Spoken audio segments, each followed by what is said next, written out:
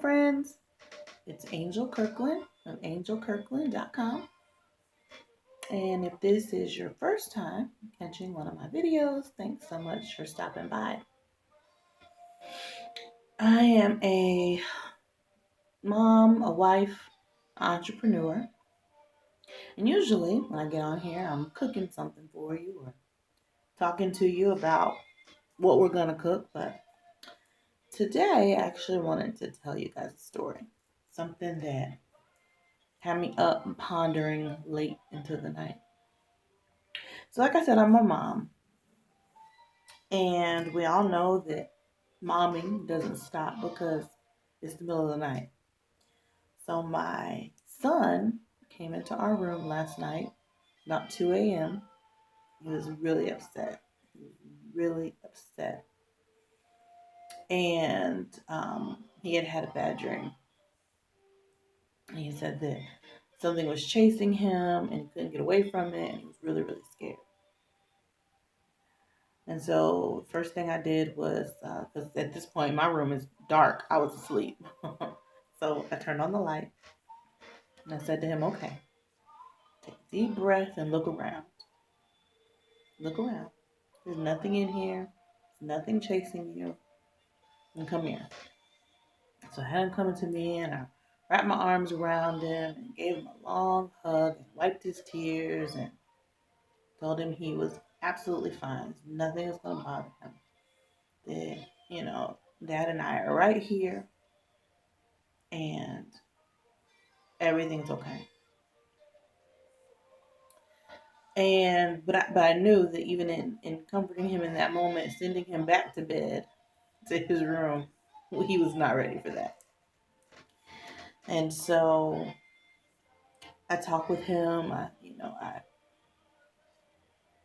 reminded him who he was, that he's safe, um, and to have courage and to look around because fear is usually our imagination, right? And so as I comforted my son, I ended up, letting him make a pallet in our room and getting on the floor and sleeping next to mom's side of the bed. And I turned on a little light for him and I put on some soothing music for him and tucked him in and rubbed his back and just gave him everything he needed at that moment to feel okay so he could go back to sleep. And after I hear him breathing deeply and he's relaxed and he's asleep, I lay there and I think,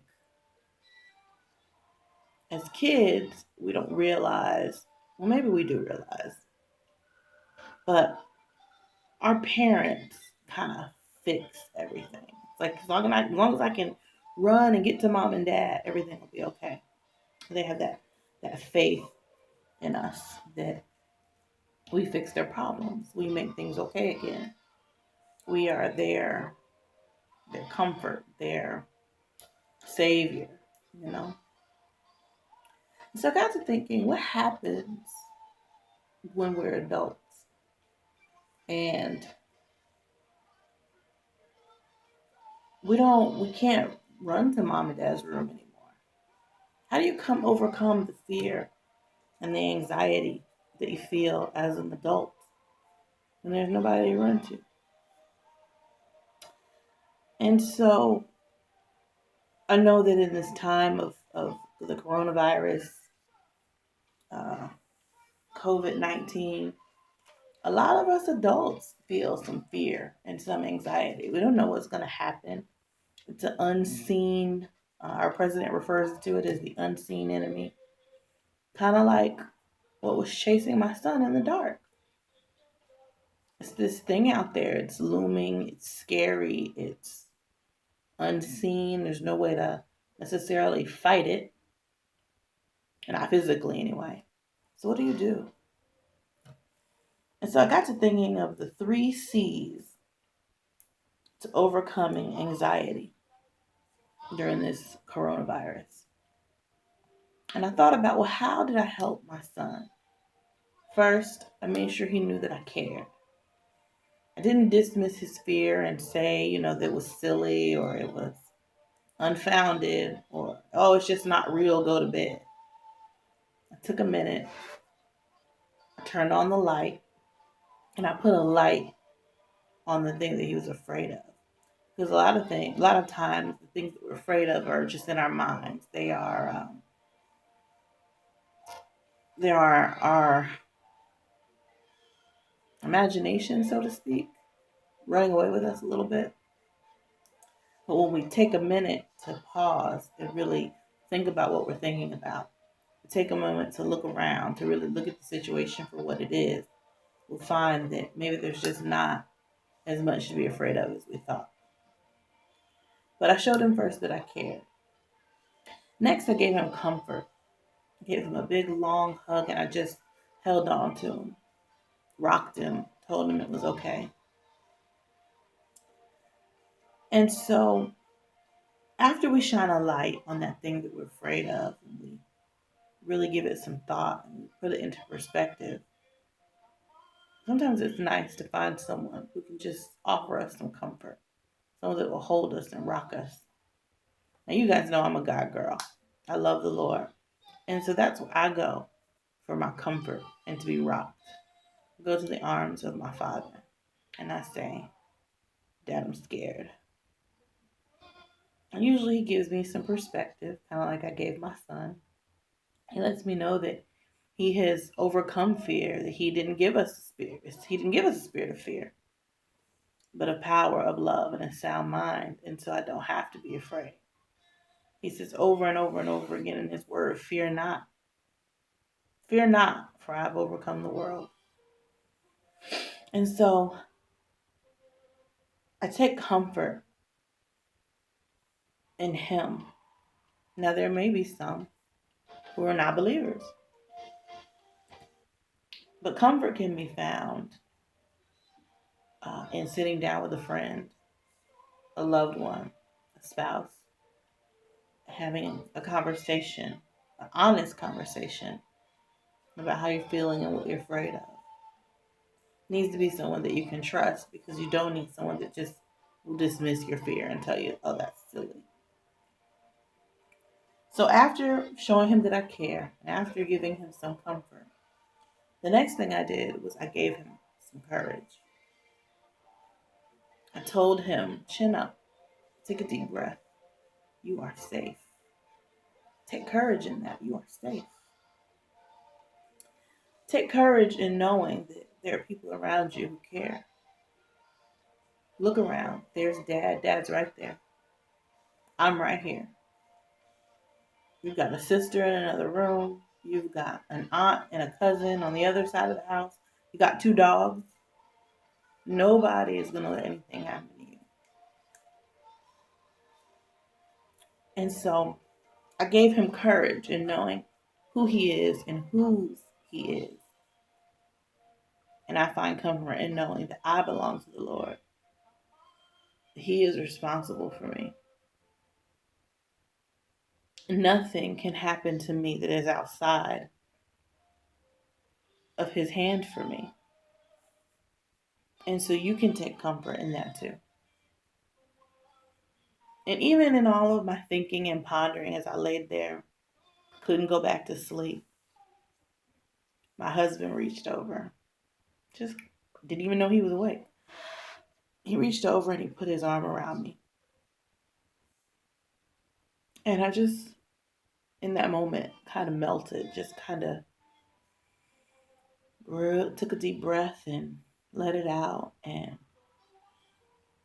I was comforted just by that simple act of him putting his arm around me. And there was my comfort. And so,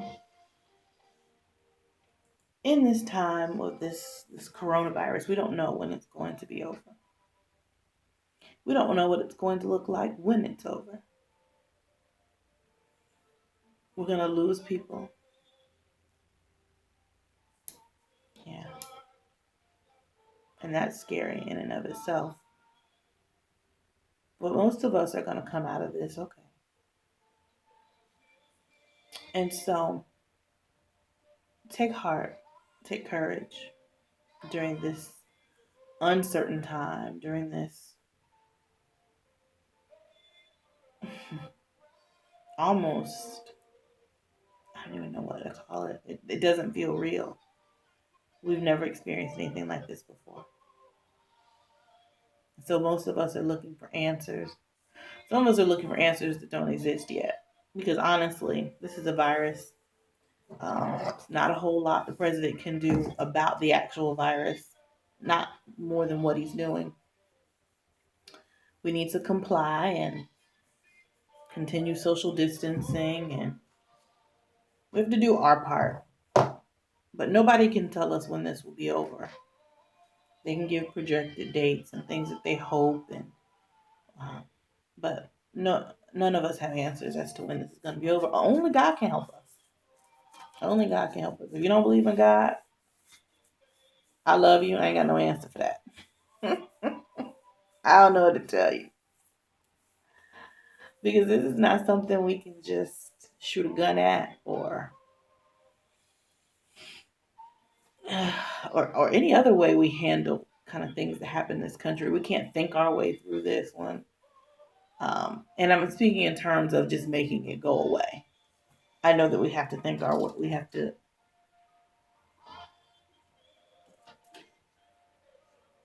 Sorry, y'all. There was a bird that literally just came and landed in my window.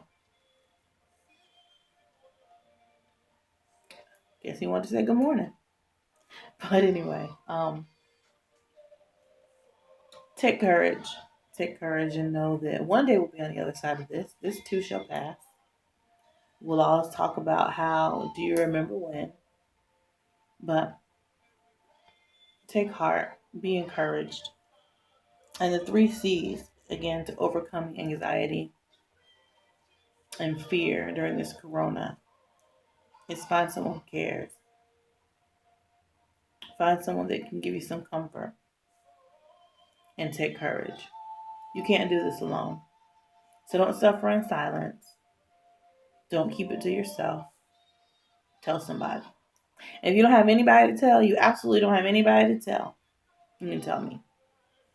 You can tell me. And I will care. And I'll give you comfort. I'll even give you a virtual hug. Take care, guys. I'll talk to you soon. Bye.